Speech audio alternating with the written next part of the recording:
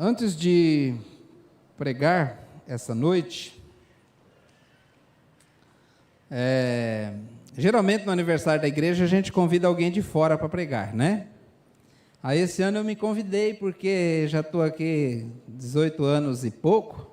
Falei, acho que já dá para eu me convidar para pregar no aniversário de 40 anos da igreja, né? Então, estou aqui. Quando a gente vai pregar num culto assim, a gente quer saber a direção do Senhor. Aí o irmão Renato está responsável, né, pela direção do culto. Ele falou, pastor, traz um desafio para a igreja, um desafio sobre igreja para a igreja. Eu gosto de receber tema, porque facilita a vida do pregador, sabe? Escolher um assunto aleatoriamente é difícil. Então, quando alguém me convida para pregar, eu prefiro que me dê logo o tema. Se der o texto, melhor ainda. Mas aí fica mais fácil para você preparar, para você desenvolver o tema. Já tem um caminho, né? Já tem uma porta de entrada. Daí ele falou, traz algo sobre a igreja. Eu falei, tá bom, vou trazer. Estava fazendo meu maná. Estou terminando o livro de Neemias. E aí eu estava no capítulo 10, lendo, estava bem legal a leitura do capítulo 9, capítulo 10 de Neemias. E aí quando eu cheguei no último versículo de Neemias, capítulo 10, na última frase, eu encontrei a mensagem. Eu falei, a mensagem aqui para o culto de aniversário de 40 anos da nossa igreja. Então, eu falei, a mensagem veio aí pelo maná, a dica do Renato e a leitura do maná. Muitas mensagens que eu prego aqui vêm do maná, né? Então, antes de ler o texto, que eu sei que você já está curioso, quero deixar aqui um aviso, que no dia 15 até o dia 28, nós vamos ter aqui um desafio de 14 dias de oração e jejum em favor da nossa igreja. Quero que você coloque na sua agenda, você que é crente, você que gosta de orar, você que é compromissado com o reino de Deus, coloque aí na sua agenda aí, o negócio é muito sério. Dia 15 de abril, uma segunda-feira, nós vamos começar, passando essa segunda agora na outra, e domingo que vem, se Deus permitir, darei mais as informações certinho para este tempo de jejum e oração. Mas estou falando aqui para você ir se preparando. Coloque aí na agenda, dia 15 ao dia 28 de abril, tá bom? Dia 15 a 28, 14 dias de oração e jejum em favor da nossa igreja. Porque uma igreja que ora é uma igreja que vence. Uma igreja que ora é uma igreja que vence. Então nós vamos ter esse tempo de oração, um desafio, e teremos reuniões de oração de segunda a sexta, aqui na igreja. A única diferença é que na sexta-feira vai ser uma mini vigília de oração, tá bom? Dia 20, tá certo? Então, tá dado o recado, abra a sua Bíblia aí, eu quero que você coloque para mim na Bíblia, se puder, na versão atualizada. Versículo 39 de Neemias, capítulo 10. Olha só o que diz aí, Neemias, capítulo 10, versículo 39. Diz assim, porque aquelas câmaras, os filhos de Israel e os filhos de Levi devem trazer oferta do cereal, do vinho e do azeite. Porquanto se acharam ali os vasos do santuário, como também os sacerdotes que ministram, e os porteiros e os cantores, e assim não desampararíamos a casa do nosso Deus. Olha a mensagem, irmãos. Não desampararemos a casa do nosso Deus. Amém, irmãos? Vamos orar. Senhor, fale conosco por meio da Tua palavra. Dê-nos direção agora, ó Deus, naquilo que nós precisamos falar, naquilo que nós precisamos agir, ó Deus, em relação àquilo que ouvirmos. E abençoa, Pai, esta palavra que eu creio que veio do Senhor, para nós hoje, neste aniversário de 40 anos. Em nome de Jesus, amém. não desampararemos a casa de Deus. Irmãos, o que estava acontecendo aqui? Israel, eles tanto desobedeceram, tanto aprontaram, que Deus deu um castigo para eles de ficar 70 anos como escravos, cativos, lá na Babilônia, pegando ali o reino do Nabucodonosor e também dos persas. E depois desses 70 anos, eles começaram a voltar para Jerusalém. Esdras, ele restabeleceu o culto a Deus lá em Jerusalém. Se você, quando chegar na sua leitura lá, ou se já chegou, vai ver que Esdras, ele restabeleceu o culto a Deus. E Neemias estava reconstruindo a cidade. Neemias era copeiro do rei. Quando ele estava lá, alguém de Judá chegou lá e ele falou: como é que está a cidade? Ele falou: a cidade está em ruínas, as portas foram queimadas a fogo e os muros foram derrubados. E ele sentou, chorou, rasgou as suas vestes, que era um costume de lamento da época, e ele pediu ao rei para que pudesse enviá-lo para reconstruir os muros da sua cidade. História muito bacana, muito motivadora, mas aqui no capítulo 9, eles tiveram ali um culto onde eles leram a palavra do Senhor, entenderam aonde estavam errando e fizeram um compromisso por escrito e assinado de que eles iam obedecer a palavra do Senhor. Tem até no capítulo 10 o nome de todos os líderes dos clãs ali de Israel que assinaram o documento, que fizeram a assinatura deste documento, que eles iam ser fiéis ao Senhor. No versículo 28 em diante, ele dá então os termos deste compromisso, de restabelecer o culto a Deus e de ser fiel à casa de Deus e não desamparar. Na NVI diz: não negligenciaremos a casa de Deus. Hoje nós também somos responsáveis por manter aqui neste lugar o culto a Deus funcionando. Amém, irmãos? Adoração a Deus é o objetivo principal da igreja. Vou repetir: adoração a Deus é o objetivo principal da igreja. Em 1 Timóteo, capítulo 3, versículo 15, diz: para que, se eu tardar, fiques cientes de como se deve proceder na casa de Deus, que é a igreja do Deus vivo, coluna e baluarte da verdade. Então, alguns pontos faziam parte do compromisso que eles fizeram e que mostra a forma que nós também podemos, assim, não desamparar, não negligenciar a casa de Deus. Os pontos foram os seguintes: em primeiro lugar, na igreja, na casa de Deus, deve haver equipes servindo para manter o culto funcionando. Versículo 28...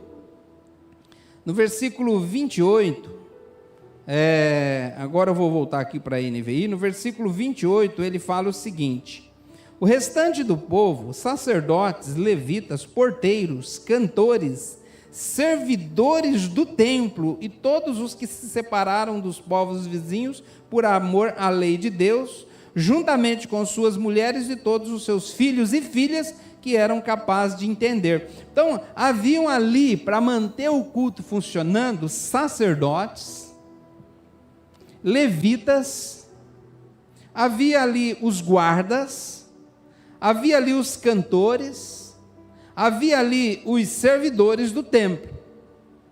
E é maravilhoso, irmãos, nós vermos também que aqui na nossa igreja, nós temos tantos irmãos que em diversas áreas mantém tudo aqui funcionando. Eu até nem vou citar, porque se eu começar a citar um e não vou citar o outro, eu não vou lembrar todos, obviamente, mas é maravilhoso poder ver como assim cada um tem se encaixado numa área, desde os mais novos até os mais velhos, e mantendo então o culto a Deus em funcionamento. fazendo o culto funcionar, fazendo com que as coisas funcionem perfeitamente. Ontem mesmo nós tivemos aqui um culto maravilhoso, um culto de gratidão pela vida do irmão Cosme. Eu estava comentando justamente isso com ele ali na saída, não é, Cosme? Que eu até me sinto às vezes meio constrangido aqui como pastor dessa igreja, porque a gente tenta, sabe, acertar, a gente tenta fazer as coisas, mas de repente começa a aparecer gente e parece que eles mesmos vão assim se organizando, fazendo as coisas. E de repente, às vezes eu começo a orar por um setor, chega alguém e fala: pastor, posso tomar conta? Pode. E ele faz tão bem, com tanto carinho, monta uma equipe, põe gente nova para trabalhar.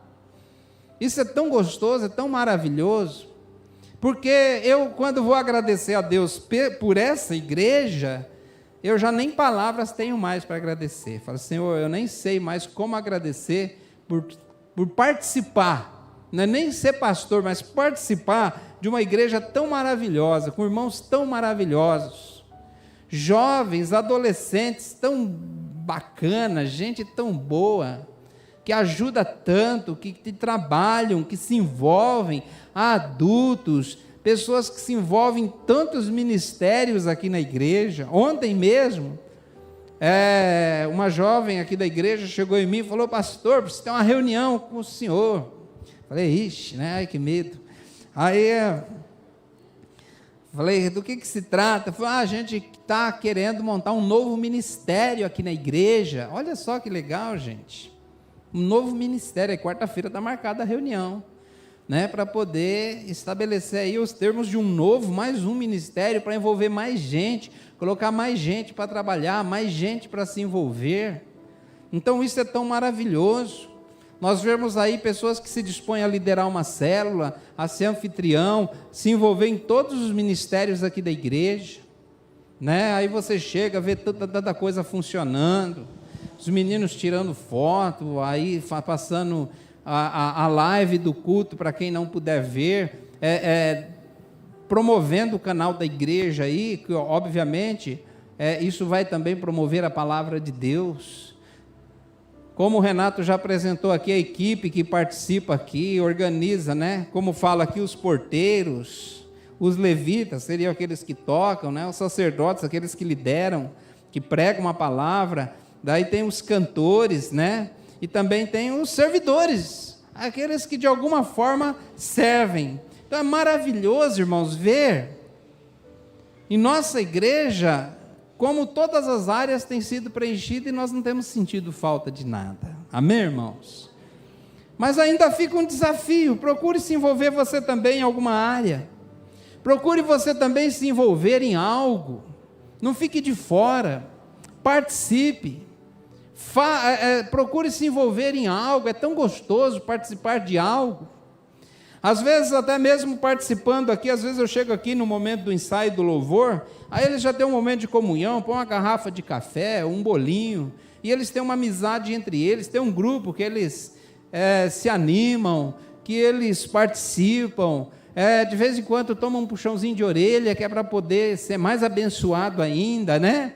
E às vezes toma aquele abraço, se estiver doente eles oram, acaba virando ali um grupo de apoio também entre eles.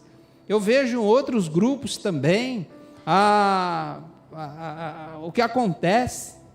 Terça-feira passada, por exemplo, minha esposa recebeu a visita das irmãs lá na nossa casa, porque ela perdeu o irmão dela recentemente. As irmãs, como elas sempre vão fazer visita para alguém, elas foram lá fazer uma visita para nós, né? E aí levaram pizza e guaraná, e já viram uma festa, já viram uma comunhão, tão gostosa, né? Então, irmãos, é algo maravilhoso.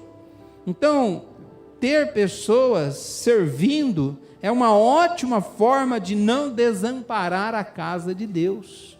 Eu louvo muito a Deus, porque isso é uma realidade aqui na nossa igreja, e tem sido maravilhoso. Segundo lugar, outra forma de não desamparar a casa de Deus é toda a família deve participar do culto. Versículo 28, a parte B, ele fala: olha, com suas mulheres, com seus filhos, e todos aqueles que já puderem entender, estão ali no culto, servindo ao Senhor. A família dos crentes sempre devem estar ativas no culto a Deus.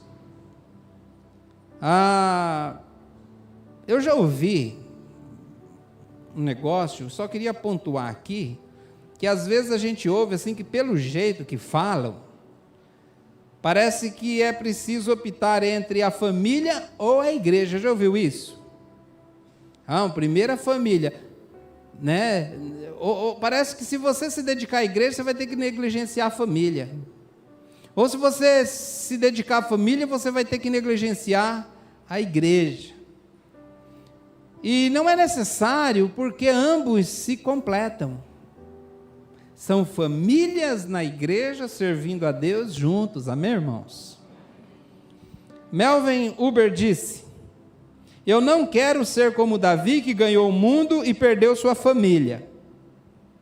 E também não quero ser como Noé, que salvou sua família, mas perdeu o mundo. O dever do cristão, com toda a sua família, é ganhar o mundo. É necessário dedicação a ambos, à família e ao serviço. Ou melhor, a família servindo a Deus juntos.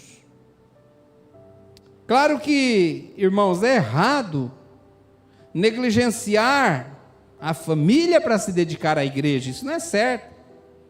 Mas também negligenciar a igreja é errado. A palavra de Deus diz que em momento algum da Bíblia, nós temos ali algo que diz, olha, para se dedicar à família, você pode negligenciar completamente a igreja de Deus. Não é isso. Não é verdade. Talvez o equilíbrio está em Josué, capítulo 24, versículo 15, quando Josué disse: se porém não lhes agrada servir ao Senhor, escolham hoje a quem irão servir, se aos deuses que os seus antepassados serviram além do Eufrates, ou aos deuses dos amorreus, em cuja terra vocês estão vivendo. Mas eu e a minha família serviremos ao Senhor. Eu e a minha família serviremos ao Senhor. Então toma cuidado, porque de repente parece, porque alguém negligenciou a família para poder cuidar da igreja, parece que isso virou uma regra. Não, primeiro é a família, depois a igreja. Não, irmãos, é a família na igreja. Não há diferença. Essas duas instituições não são, de hipótese alguma, concorrentes. Elas são aliadas. São aliadas. Então, olha, é a família servindo a Deus. Terceiro lugar, deve haver, para que não haja negligência da casa de Deus, para não desamparar a casa de Deus, deve haver por parte dos membros um compromisso de obedecer e praticar tudo o que for ensinado. Versículo 29, ele diz o seguinte, agora se unem aos seus irmãos, os nobres, e se obrigam sob maldição e sob juramento a seguir a lei de Deus, dada por meio do servo de Deus, Moisés, e a obedecer fielmente a todos os mandamentos, ordenanças e decretos do Senhor nosso Deus. As ordenanças do Senhor Jesus, as ordenanças do Evangelho são o sustentáculo espiritual da igreja de Deus. Não foi isso que o apóstolo Paulo disse lá no texto que nós acabamos de ler, de 1 Timóteo, que ele fala assim, olha, para que se eu tardar, fique ciente de como se deve proceder na casa de Deus, que é a igreja do Deus vivo, coluna e fundamento da verdade. Então, a verdade do Evangelho é o sustentáculo. A igreja, ela defende essa fé, defende isso. Então, irmãos, o desafio aqui é praticar. Uma coisa é assinar um compromisso, outra coisa é cumprir esse compromisso. Uma coisa é ouvir a palavra, outra coisa é praticá-la. Separar-se do mal e endireitar a sua vida. Tomar atitudes que vão fazer com que você se torne alguém que possa realmente representar a igreja do Deus vivo aqui na terra. Muitos cultos terminam com pessoas tocadas, emocionadas, abençoadas, mas às vezes sem obediência à palavra daquilo que ouviram. Em quarto lugar, para não negligenciarmos a casa de Deus, os membros devem priorizar o dia do culto. Versículo 31 diz assim, quando os povos vizinhos trouxerem mercadorias ou cereal para venderem em dia de sábado ou de festa, não compraremos deles nesses dias. Cada 7 anos abriremos mão de trabalhar na terra e cancelaremos todas as dívidas. Uma das broncas com Israel, que eles não levavam o dia do sábado, que para eles era um dia sagrado de culto a Deus, levavam a sério. Aí você fala, não pastor, nem vou entrar aqui no assunto, mas talvez você fale, pastor, não, mas a gente não guarda o sábado, por isso a gente não tem compromisso nenhum também com o domingo, com o culto que é feito a Deus. Isso, irmãos, obviamente está errado. Então nós não podemos deixar de priorizar e de pôr como prioridade o dia do culto. E o que é uma prioridade? É aquilo que vem primeiro. Como eu preguei algum tempo atrás aqui, nem lembro em qual foi a mensagem, mas se você for convidado para uma festa de aniversário, no dia em que você está escalado para trabalhar na sua empresa, você vai? Vai ou não? Não, por quê? Porque é uma prioridade. Você tem que ter um compromisso com aquilo. Se você receber um convite para o horário do culto na sua igreja, para ir no aniversário, você vai? Ah não, só um culto, não pode ser religioso demais, né pastor? Não pode ser tão radical. Tem que sim, irmãos, tem que ter compromisso. Já temos poucos cultos na semana. Temos que priorizar esse horário. Tem compromisso domingo às 19? Tenho. Não, mas é compromisso. Compromisso sério. Eu vi um meme na internet com 5 motivos para você faltar no culto. Anota aí, 5 motivos justos para você faltar no culto. Primeiro, se você já for uma pessoa que é mais sábia do que Salomão, não precisa aprender mais nada, pode faltar no culto. Primeiro, se você for mais sábio do que Salomão. Segundo, se você estiver mais doente do que Jó. Mais doente do que Jó, ele não precisa vir no culto não, tá? Terceiro, se você já for uma pessoa idosa, mais velho do que Matusalém, não precisa também vir no culto. Quarto motivo, se você estiver chovendo mais do que no dia do dilúvio, não precisa também não. E quinto lugar, se você tiver mais trabalho do que tinha Noé, aí você pode faltar no culto. É o meme, uma brincadeira, mas nos leva a sério, né? No comentário bíblico Bican, temos 4 motivos para não faltar no culto.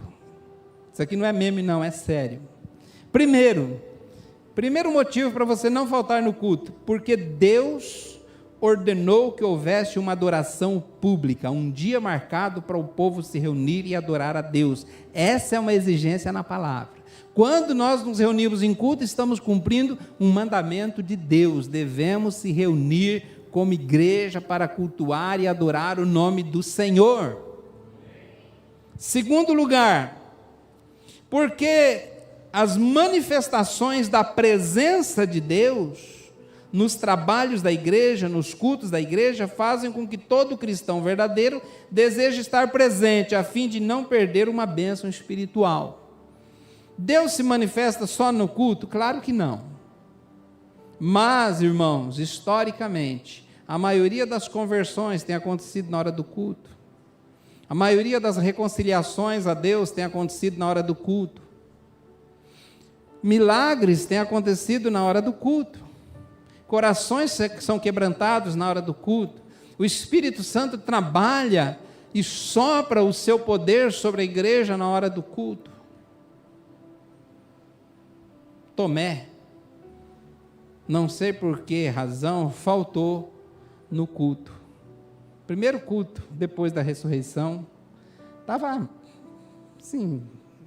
animado, não. O povo estava triste, porque Jesus tinha morrido, eles estavam tristes ali, mas Tomé não foi, não sei o que ele arrumou, que ele não foi naquele culto. Aí quando teve o outro, alguém encontrou com ele e falou, você não foi no culto? Ele falou, não foi. Sabe o que aconteceu? Eu falei, não, Jesus apareceu. Ele falou, não acredito. Não acredito. Bem no dia que eu não vou, Jesus vai. Não falte no culto para você não perder a bênção do culto. Às vezes você fala, mas eu já vi em vários cultos que assim não aconteceu, parece que nada. Mas no dia que você faltar, às vezes acontece, tem aquela bênção. Olha que culto maravilhoso que nós tivemos ontem. Eu me senti privilegiado de participar daquele culto ontem. Não só porque o Cosme fez o louvor aqui. Eu acho que desligaram o microfone dele, porque depois eu vi a live, depois eu vou conversar com os meninos do som ali. Mas olha que você perdeu, você não veio, perdeu. Tá certo? Então assim, olha, é realmente algo maravilhoso participar do culto. Eu já participei de cultos maravilhosos, onde fui tocado, onde fui curado interiormente, aonde Deus falou comigo, aonde eu tomei decisão. Foi num culto que eu tomei a decisão de ser pastor, recebi o chamado de Deus, sabe? Então, coisas acontecem, maravilhosas no culto. Terceiro lugar, porque é particularmente na adoração pública que os dons individuais do Espírito Santo são manifestos. Às vezes é aqui que os dons são manifestos. Por quê? Porque estamos juntos, estamos numa atmosfera de adoração, numa atmosfera de buscar a Deus, e os dons se manifestam. Quarto lugar, porque o verdadeiro cristão considera a casa de Deus como o análogo do céu. Não vou pedir para falar amém, que talvez você não entendeu. Mas análogo é aquilo que é similar ao. Então, essa expressão que o autor do livro colocou aqui, é aquilo que o verdadeiro cristão considera a casa de Deus, esse momento aqui, como aquilo que é mais similar ao lugar onde ele vai passar a eternidade um dia. Concorda, sim ou não? Ou você acha que é em outro lugar? Claro que não, irmãos, é aqui. Quem dera, a gente estivesse aqui num culto, num louvor que nem esse que a gente estava agora há pouco, e viesse o arrebatamento. A gente já emenda o louvor com o arrebatamento e sobe todo mundo, Eu particularmente não queria que o arrebatamento viesse assim, sei lá, se eu estivesse assistindo uma partida de futebol, ou numa briga de trânsito, sei lá, alguma coisa assim, Seria maravilhoso se Jesus voltasse no momento que a gente está adorando, que a gente está cantando aqui. Então, o verdadeiro cristão considera aqui como aquela pré-estreia do lar celestial, do céu, aonde ele vai poder estar na presença do Deus Altíssimo.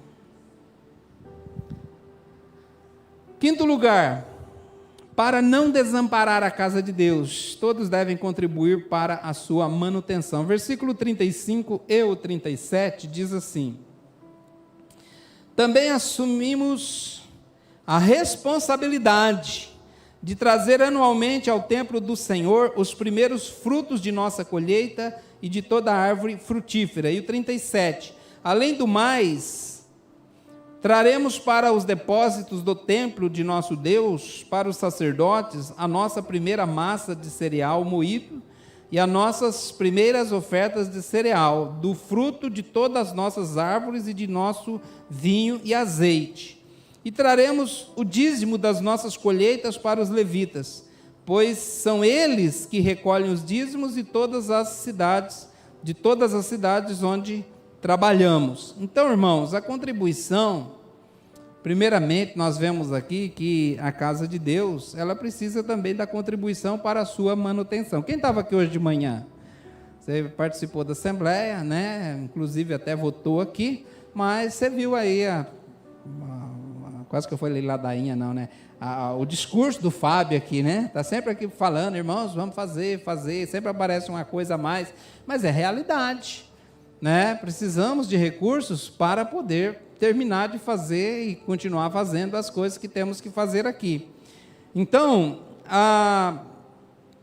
aqui nós temos alguns pontos importantes sobre a contribuição na igreja. Em primeiro lugar, a contribuição que era dedicada a Deus, ela era, anota aí, primeiro e o melhor. Primeiro e o melhor, não era o que sobrava e nem era o pior. É o primeiro e o melhor. Primeiro fruto da terra e os melhores frutos da terra. Concorda que Deus merece o primeiro e o melhor, sim ou não? Amém. Então, irmãos, segundo, todos deviam participar. Todos, inclusive os levitas, os sacerdotes, os que serviam no templo, todos deveriam participar. Então, todos devem fazer a sua contribuição. Terceiro, ao contribuir, a contribuição precisa ser trazida à casa de Deus e não administrada pelo próprio ofertante, como diz aí no versículo 35. Levem lá para a casa do Senhor. Não, não faz sentido a pessoa falar, não, eu mesmo vou administrar. Não, é para ser levado e entregado lá. 4. As contribuições deveriam ser recebidas e administradas pelos levitas. Esses levitas, eles eram servidores do templo. Eles que deviam fazer fazer o recolhimento e administração. Aqui na nossa igreja, quem faz o recolhimento e administração são os nossos tesoureiros. E é um mistério, porque eu estava ali repassando minha mensagem, e eu estava exatamente nesse ponto aqui. Estava estudando esse ponto aqui. Bem na hora que a porta bateu na porta, sabe quem que era? O Rafa. Falei, cara, isso é profético, né? Falei, Rafa, eu estava pensando em você agora. Ele falou, sério? Eu falei, sério. Ó, o Rafa ali. Não foi, Rafa?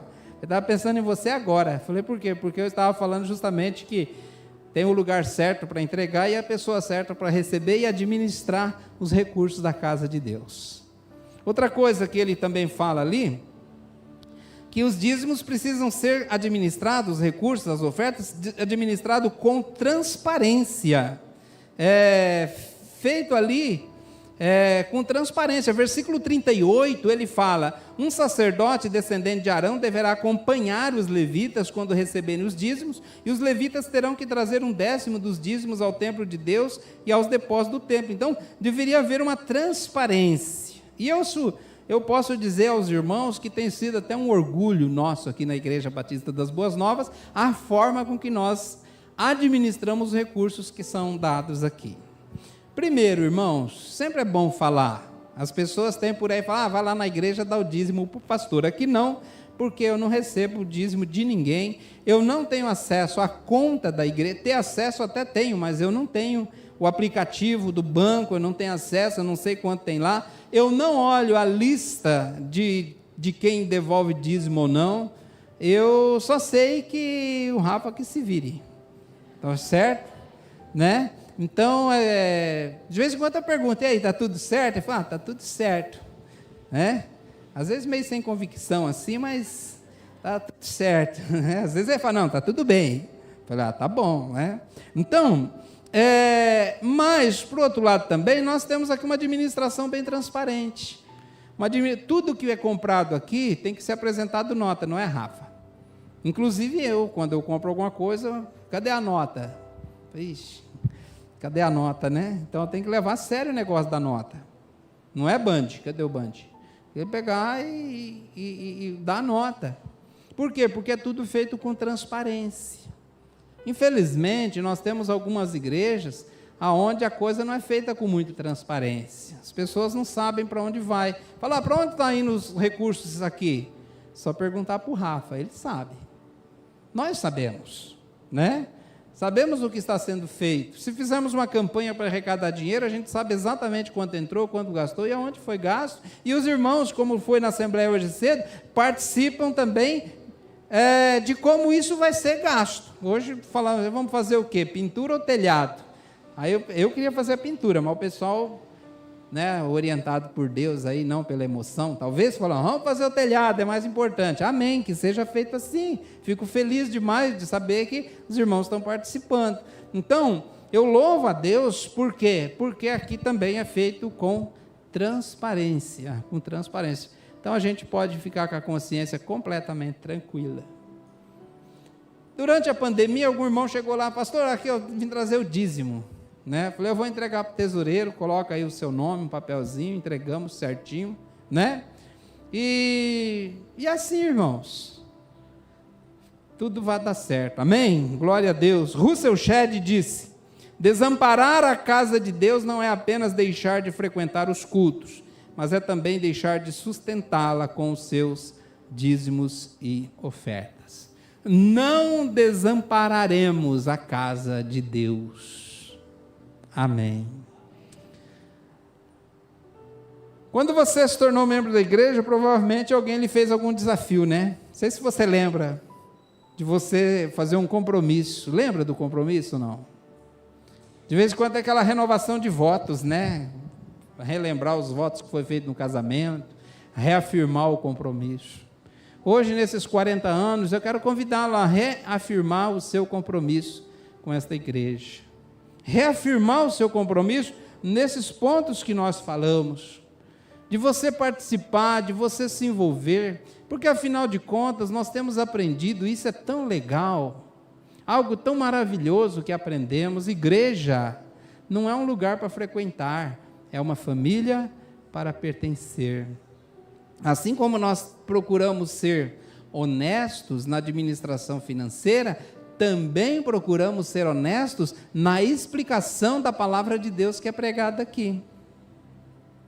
Sabe, a gente não prega algo para tentar manipular o povo. Se for preciso até pregar, vamos dizer assim, contra a causa própria, pregamos. Mas a gente não quer iludir ninguém. A gente não quer levar ninguém a fazer algo por manipulação. Queremos ser uma igreja séria na palavra, honesta em tudo que nós fizermos. Esse é o nosso compromisso. Não só o meu como pastor, mas de todos que lideram esta igreja, tenho certeza de todos que passaram por aqui. Então, irmãos, vamos orar, fique em pé, vamos orar neste momento. Lembra do compromisso que você tem.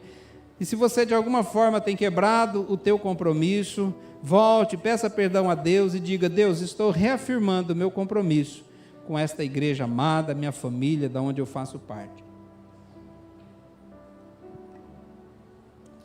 Senhor, eu quero agradecer por esta palavra, pelos 40 anos da nossa igreja.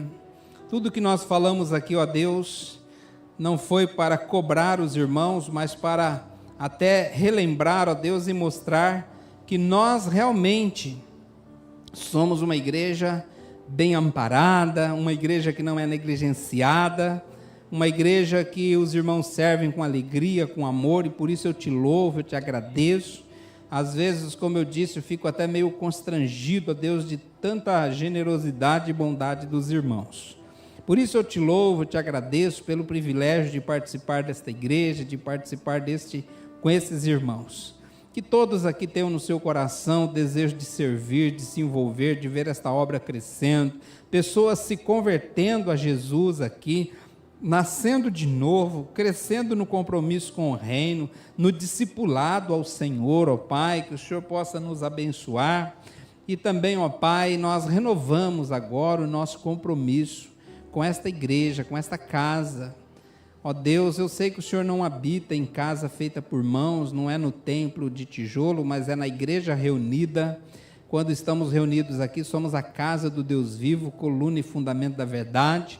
e nós renovamos o nosso compromisso aqui com esta igreja e renovamos o nosso compromisso com o Senhor, Pai. Por isso nós te louvamos nesta noite e nós dedicamos mais uma vez ao Senhor este lugar, esta igreja, para a honra e glória do teu nome, Pai, e nós te louvamos em nome de Jesus. Amém, amém. Aplauda o Senhor bem forte. Glória a Deus. Chamar aqui o grupo de louvor à frente, pode sentar, irmãos. Chamar aqui o grupo de louvor.